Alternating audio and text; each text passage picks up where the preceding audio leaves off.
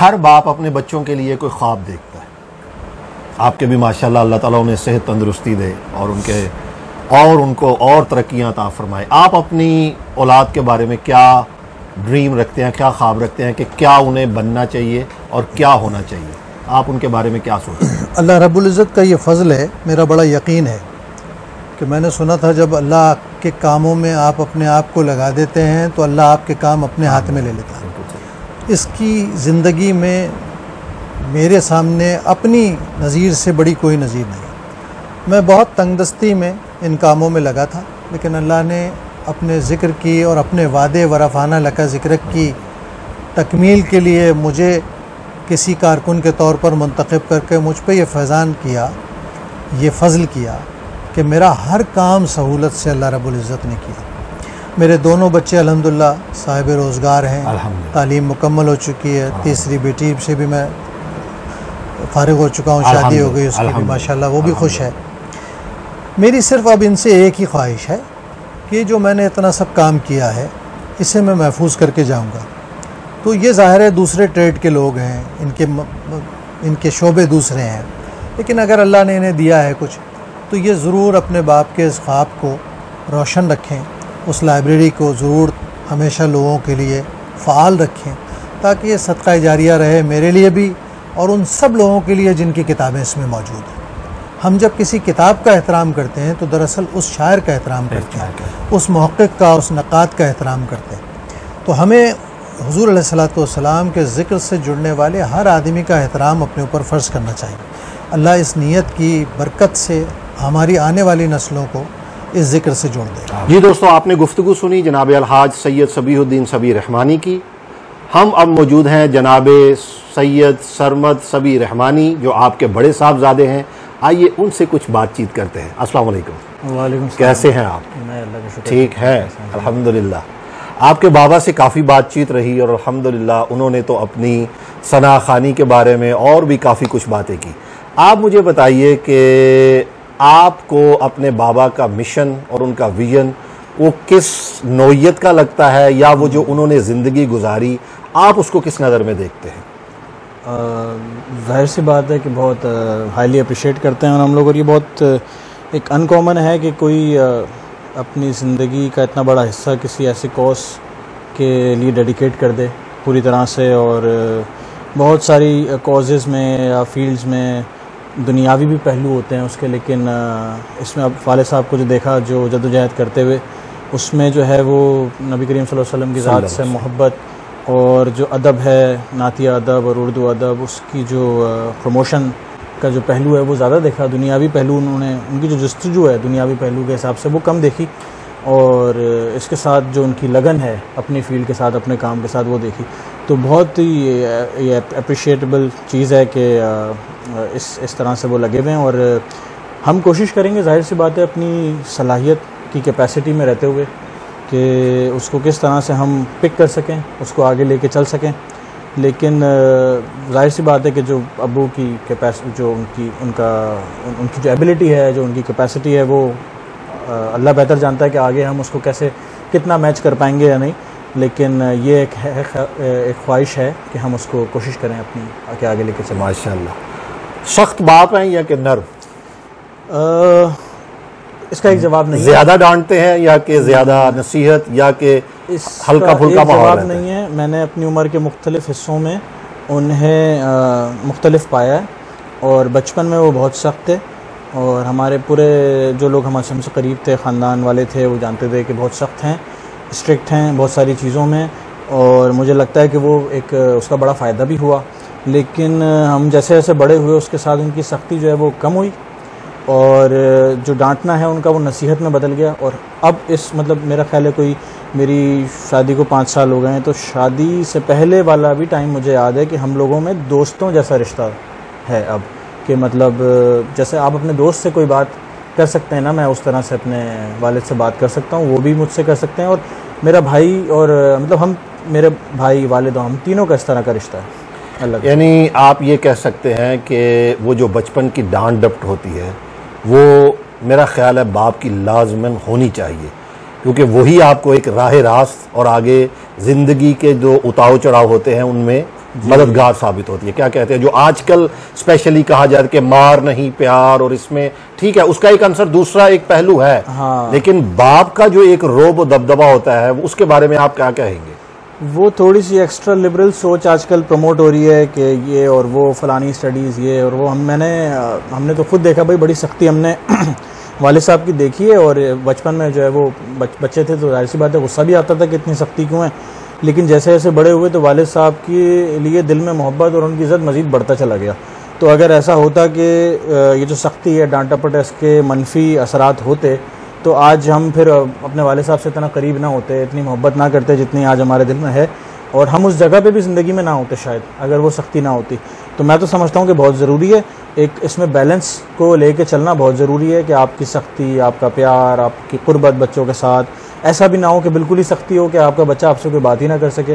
तो अल्हम्दुलिल्लाह हमने तो अपने घर में ये माहौल देखा कि वालिद साहब ने बहुत बैलेंस लेके चले हर चीज़ को। अल्हम्दुलिल्लाह, अल्लाह ताला आपको खुश रखे। बहुत शुक्रिया सरमद भाई। और क्या कहेंगे कि आइंदा आप अपने बाबा के मिशन को आगे लेकर चलेंगे? इंशाल्लाह मेरी कोशिश है। और बहुत सारे लोगों को ये बात भी नहीं पता कि मुझे नात पढ़ने का भी बहुत ज़्यादा शौक़ है, लेकिन मेरी जो पेशा वराना मसरूफियत है वो भी थोड़ा सा उस चीज़ को इजाज़त नहीं देती। और दूसरा थोड़ा सा जो महाफिल का जो माहौल है ना वो थोड़ा चेंज हो गया, अब चेंज हो गया। तो हम कुछ चीज़ें देख के थोड़ी सी हौसला शिकनी होती है। हम उम्मीद करते हैं कि आगे लोगों में वो शऊर पैदा हो, वो चीज़ें कुछ बेहतर हो सकें।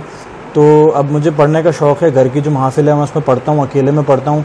मुझे नहीं पता कि कभी आगे जाके मुझे महफिल में पढ़ने का मौका मिलेगा नहीं मिलेगा, लेकिन बहरहाल ये बहुत सारे लोगों को नहीं पता कि ताबिश तो माशाल्लाह जाहिर सी बात है वो उसने बहुत मेहनत की है, बहुत अच्छा पढ़ता है, लेकिन मुझे भी बहुत ज़्यादा पढ़ने का शौक़ है। बहुत शुक्रिया सरमद भाई, अल्लाह ताला आपको खुश रखे, आपने वक्त दिया। जी दोस्तों, हमारे साथ मौजूद हैं जनाब सैयद सबीउद्दीन सबी रहमानी के छोटे साहबजादे जनाब मोहम्मद ताबिश सबी रहमानी। आपने अक्सर विसाले यार पर आपकी नातें देखी होंगी QTV पर, और मुझे याद पड़ता है कि आपने QTV पर जब सबसे पहली नात पढ़ी थी और उस वक्त मुझे ही ये एजाज़ हासिल हुआ था कि मैंने आपकी सबसे पहली नात रिकॉर्ड कर विसाले यार की जीनत बनाई थी। अस्सलामु अलैकुम। वालेकुम अस्सलाम। कैसे हैं आप? अल्हम्दुलिल्लाह ठीक हैं, बताइए कैसे? अल्लाह का शुक्र, अल्हम्दुलिल्लाह, करम अल्लाह पाक का, अल्हम्दुलिल्लाह। आप मुझे ये बताएं कि बाबा की नात खानी से आपने क्या सीखा, और क्या आपकी नात खानी का जो पढ़ने का अंदाज़ है या बाबा की है उसमें कुछ फ़र्क है, या कि सेम टू सेम आप उन्हीं के उसी अंदाज़ को लेकर आगे चल रहे हैं? ये एक मुश्किल सवाल है। मैं जिस ज़माने में बड़ा हो रहा था तो नात खानी के जो लैंडस्केप था उस वक्त वो बिल्कुल मुख्तलिफ था। मेरे ज़माने में जिस तरह मैंने अब्बू को कारी वज़ीफ़ा ख़ास में इन लोगों का ज़माना जा रहा था उस तरीके से, और नए नात खां जो है वो मंजर आम पे आ रहे थे, तो उनमें बहुत उस किस्म के लोग भी हुए जो बहुत ज़्यादा शौक़ी और चंचलता की तरफ जा रहे थे, जो कि अब्बू की नात खानी हमेशा मेरे लिए उस बैलेंस की सी रही जिसको देख के मैंने इस चीज़ का इंतखाब करने की कोशिश की कि मुझे किस हद तक कौन सी चीज़ लेनी है। क्योंकि अब्बू को मैंने देखा कि बहुत सारे लोग मुख्तलिफ टेक्निकल नौइयत की नात खानी करते हैं, उसमें बहुत सारे आपको हुनर की ज़रूरत होती है, इल्मियत की ज़रूरत होती है। अब्बू के पास वो चीज़ें न होते हुए भी एक समा बांधने की ताकत थी। वो जहाँ पढ़ते अपने सादा अंदाज में पढ़ते, वो लोगों को मालूम होता कि ये शख्स जो है टेक्निकली उस तरीके से इसका मामला नहीं रहा, उस तरह तरबियत याफ्ता नहीं है जिस तरह एक वोकलिस्ट होता है। लेकिन ये कि अब्बू के पढ़ने में एक ऐसा असर था कि लोग हैरान हो जाते थे कि ये कैसे हो रहा है, कि क्या बात है इनके पढ़ने में। एक बहाव ऐसा था जो मैंने अपने वालिद साहब के अलावा बहुत कम लोगों में देखा। तो मैंने अपने अब्बू मुझे शुरू से गाइड करते रहे कि बेटा किस चीज़ को कितना लेना है ये सीखो। जस्ट बिकॉज तुम कर सकते हो कोई चीज़ डजंट मीन कि तुम कर गुजरो। ये तुमने देखना पड़ेगा कि उस चीज़ का महल है या नहीं, उसके लिए मेहनत, उसके लिए जद्दोजहद, तगोदो। तो अब्बू ने हमेशा मुझे ये कहा कि कंट्रोल करो। सबको मालूम है, तुम्हें भी मालूम है कि तुम क्या क्या चीज़ें कर सकते हो, लेकिन नात का एक अपना हुस्न है। अब्बू ने जो बुनियादी बातें हमें नात खानी के हवाले से बताई वो ये कि शेर को अच्छे तरीके से डिलीवर करो, उसमें किसी किस्म की कोई एम्बिग्यूटी नहीं होनी चाहिए, अल्फाज जो है वो चबने नहीं चाहिए, बिल्कुल क्लियर आए। उसके बाद तुम जिस तरीके से उसमें अपने हुनर दिखाना चाहते हो, उसमें अपना ज़ौक़ दिखाना चाहते हो, ज़रूर दिखाओ, लेकिन शेर की अदायगी उसको उसी तरीके से समझ के जिस तरह शायर ने कहना चाहा है वो डिलीवर करो। अल्फाज बिल्कुल क्लियर हैं। तो उसकी वजह से हमें बहुत चीज़ें सीखने को मिली और कई इस तरह के लोगों को सुनने को मिला कि जिनको देख कर के फिर वो एक ट्रेंड चल पड़ा और हम शायद उस ट्रेंड में बह जाते या उसी तरफ हो जाते हैं। लेकिन ये कि अब्बू की नातखानी हमारे लिए वो एक एंकर पॉइंट बनी रही कि हम उसको थामे रहें। बाबा के अलावा और कौन से शायर पसंद है आपको? शायरी के एतबार, शायरी के या पढ़ने के एतबार से कि आप उनको पढ़ें, या शौक़ है कि इनको बाबा के अलावा इनको भी मैं ज़्यादा पढ़ना उनको पसंद है? मुज़फ़्फ़र वारसी शाह साहब जो हैं वो, उनके कलाम मुझे बड़े अच्छे लगते हैं, तो उनको पढ़ने का काफ़ी रहा मेरा। मैं स्कूल के दौर में भी काफ़ी उनको पढ़ा। उसके अलावा भी खालिद साहब को पढ़ने का काफ़ी रहा। उस्ताद खालिद महमूद खालिद, ये सब तुम्हारा करम है आका के बाद अब तक बने। माशाल्लाह बहुत ही अच्छे लिखने वाले।